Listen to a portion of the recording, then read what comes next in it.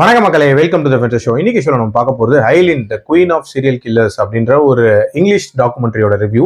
நெட்ஃபிளிக்ஸ்ல தமிழ் டப்பிங்கோட அவைலபிளா இருக்கு.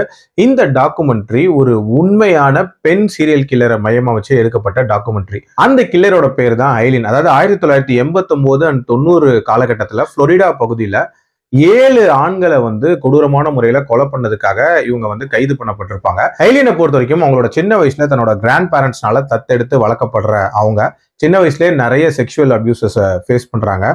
ஒரு கட்டத்துக்கு மேல அவங்களோட லைஃப்ல சர்வைவலுக்காக என்ன பண்றது அப்படின்னு தெரியாத பட்சத்துல ஒரு செக்ஸ் ஒர்க்கரா மாறுறாங்க. அப்படி செக்ஸ் ஒர்க்கரா மாறினதுக்கு அப்புறமாட்டு அவங்களோட லைஃப்ல என்ன மாதிரியான கசப்பான சம்பவங்கள் நடக்குது, எதனால இந்த கொலைகளை பண்ணாங்க அப்படின்ற மாதிரி நிறைய விஷயங்களை இந்த டாக்குமெண்ட்ரியில பேசியிருப்பாங்க. இந்த டாக்குமெண்ட்ரி பார்க்கும்போது எனக்கு ஒரு விஷயம் தான் தோணுச்சு. அதாவது ஒருத்தங்களோட சைல்ட்ஹுட் அப்படின்றது எவ்வளவு முக்கியமான விஷயம்.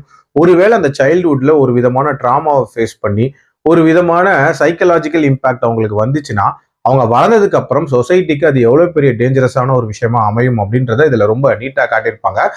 ஐலின் தரப்போட நியாயம் அப்படின்னு பாத்தீங்கன்னா, இந்த கொலை பண்ண நபர்கள் இருக்காங்களா, இவங்க எல்லாரையுமே நான் தற்காப்புக்கு தான் கொலை பண்ணேன் அப்படின்ற மாதிரியான ஒரு ஸ்டேட்மெண்ட் வைக்கிறாங்க. அதாவது தன்னை ரொம்ப செக்ஷுவலா டார்ச்சர் பண்ணவங்களை தான் நான் கொலை பண்ணேன் அப்படின்ற மாதிரியான ஒரு விஷயத்த சொல்றாங்க. அதுலயும் கொலையை பத்தி அவங்க எக்ஸ்பிளைன் பண்ணிருப்பாங்க என்ன நடந்துச்சுன்ட்டு. அது உண்மையிலேயே பயங்கர டிஸ்டர்பிங்கா இருந்துச்சு அப்படின்னே சொல்லலாம். அதே மாதிரி இந்த டாக்குமெண்ட்ரியில நிறைய ரியல் ஃபுட்டேஜஸ் யூஸ் பண்ணிருக்காங்க. அது மட்டும் இல்லாம இதுக்கு முன்னாடி எடுத்த டாக்குமெண்ட்ரிஸோட அந்த கோர்வையா தான் இந்த டாக்குமெண்ட்ரி அமைச்சிருக்காங்க. ஸோ அதெல்லாமே ஓரளவுக்கு நீட்டா தான் இருந்துச்சு.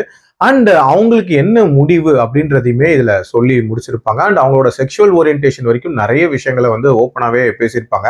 டியூரேஷன் வைஸ்மே பாத்தீங்க அப்படின்னா 1.25 மணி நேரத்துல முடியக்கூடிய ஒரு டாக்குமெண்ட்ரி தான். என்னன்னா இன்னும் கொஞ்சம் பேசப் பண்ணி ப்ரெசென்ட் பண்ணியிருந்திருக்கலாமோ அப்படின்ற ஒரு சின்ன ஒரு ஃபீட்பேக் இருக்கு. மற்றபடி கண்டிப்பா ட்ரை பண்ணி பார்க்கலாம். என்னோட ரேட்டிங் இந்த டாக்குமெண்ட்ரிக்கு 3 out of 5. அடல்ட் கண்டென்ட்டை பொறுத்த வரைக்கும் இதுல பேசக்கூடிய விஷயங்களும் சரி, காட்டக்கூடிய விஷயங்களும் சரி, வெரி ஸ்ட்ரிக்ட்லி ஃபார் அடல்ட்ஸ். அதுக்கு ஏற்ற மாதிரி பிளான் பண்ணிக்கோங்க. மீண்டும் அடுத்த விமர்சனத்தில் சந்திக்கிறேன். நன்றி, வணக்கம்.